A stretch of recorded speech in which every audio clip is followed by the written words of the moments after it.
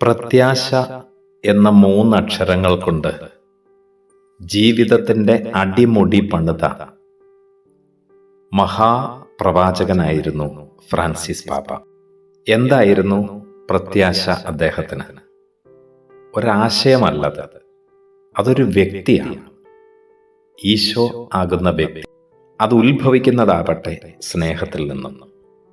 അദ്ദേഹം കൂട്ടിച്ചേർത്തു, പ്രത്യാശ ഒരു തോന്നലല്ല, നീതിക്കും സമാധാനത്തിനും പാവങ്ങളോടുള്ള പക്ഷം ചേരലിനും പൊതുഭവനമായ ഭൂമിക്കും വേണ്ടിയുള്ള ഉറച്ച നിലപാടാണ്.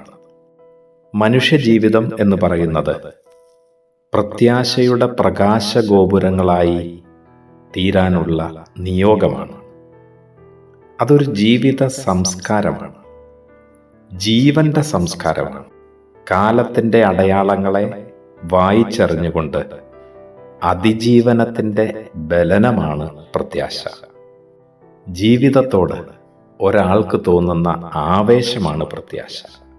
ഉള്ളതെല്ലാം പങ്കിടാനുള്ള തുറന്ന മനസ്സാണ് പ്രത്യാശ.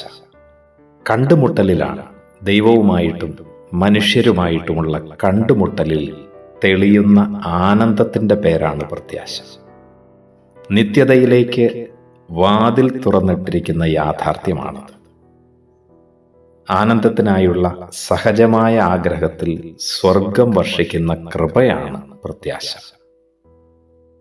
പ്രത്യാശയുടെ പാപ്പ ഫ്രാൻസിസ് പാപ്പ സ്വർഗയാത്രയ്ക്ക് പ്രാർത്ഥനാശംസകൾ.